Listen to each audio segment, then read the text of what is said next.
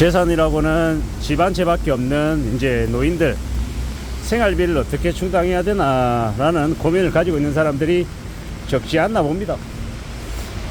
그런 생각들이 드는 거죠.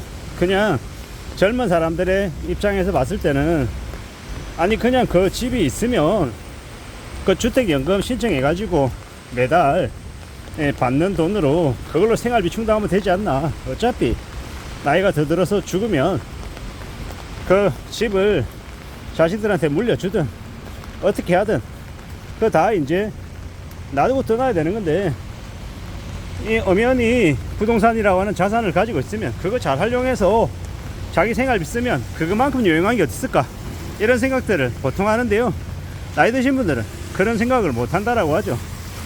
어차피 그거 금융권에 돈 빌리는 거 아니냐, 그리고 그렇게 하고 나면 나중에 내가 피땀 흘려 가지고 이렇게 샀던 나의 집이 사라지는 건데 그걸 못 받아들이겠다라고 이야기하는 분들도 있습니다. 우리가 살아가는 인생에서, 삶에서 그 어느 판단이든 그 판단은 각각 개개인의 결정입니다. 주택연금을 받아서 그걸로 생활비에서 쓰든 아니면 집은 번듯한데 가지고 있는데 매달 현금 흐름이 나오지 않아서 어떻게든 그런 이제 처지에 놓여서 허덕이며 살든 각각 제각각 자기의 생각대로 살아간다라고 봅니다. 집이 있다라고 하면 집 없으면서도 되게 불행하게 사는 사람들에 비하면 훨씬 더 감사하고 행복한 일인데 그걸 좀 더 잘 활용하면 좋을 텐데 그러지 못하는 사람들을 보면 그냥 안타까울 뿐인 거죠. 그리고 그런 것은 다 제각각 각자 자신들이 결정하고 자신들이 그에 따라 이제 살아가는 거다라고 봅니다. 특히나 이제 요즘처럼 이제 수명이 길어지다 보니까 죽는 날이 자꾸 뒤로 밀리다 보니까 어떻습니까? 매달 생활해야 되는 생활비가, 돈이 계속 이제 필요한 경우가 많더라는 겁니다. 그러는 중에 이제 살아가야 되는데 과연 어떻게 할 수 있을까요? 어떻게 지낼 수 있을까요? 그런 것들을 잘 궁리하면서 잘 따져가며 살 필요가 있는 것 같습니다. 살아간다라는 게 우리네 일상이 어떻게 이제 전개될지는 잘 좀 두고 봐야 되는 거죠. 나이가 들면 돈이 별로 필요 없다? 그렇지 않은 것 같습니다. 생각보다 나이가 들어도 돈 나갈 때 많습니다. 이 손자 손녀들 이제 용돈 지어줘야 되죠. 자식들 들여다봐야 되죠. 자식들 또 챙겨줘야 되죠. 우리 병원비 내야 되죠. 여전히 경조사가 많아서 그 경조사 쫓아다녀야 되죠. 이러다 보면 생각보다 돈이 적지 않게 들어가더라는 겁니다. 그래서 어떻게 살아가야 되겠습니까?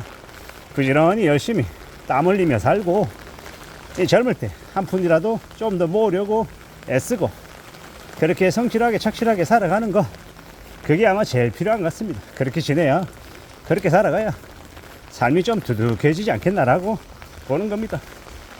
우리가 살아가는 삶이 좀 오래오래 저 멀리 뻗어져 있는 것 같습니다. 금방 우리가 삶이 마감이 될 것 같지만 그렇지 않더라는 겁니다.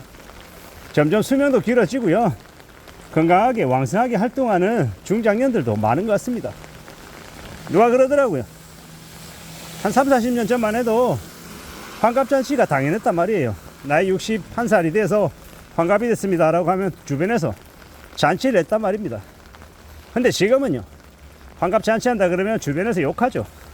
새파랗게 젊은 놈들이 무슨 잔치하냐고, 61살이 환갑이 노인인 줄 아느냐 라고 얘기하시는 어르신들이 나올 정도인 거죠. 실제로 시골에 경로당 이런 데는 60대에는 경로당에 출입 자체가 안 된답니다. 왜냐? 이 젊은 놈들이 어디 이 어르신들이 있는데 와서 기웃기웃 거리냐 이거죠. 옛날에 비하면 참 납득하기 어려운 일들이 비일비재하게 벌어지죠. 실제로 이제 저의 고참들 60대 중후반이신 분들 제가 가끔 만나서 얘기 나누고 하잖아요. 그러면 제가 이제 과거에 느꼈던 60대가 아니에요. 다들 있잖아요, 헬스클럽에서 되게 열심히 운동하셔서 되게 건강합니다. 근력도 되게 빵빵하고요, 되게 이제 열심히 성실하게 사시죠. 그런 것들 보면 더욱더 많은 생각들이 듭니다.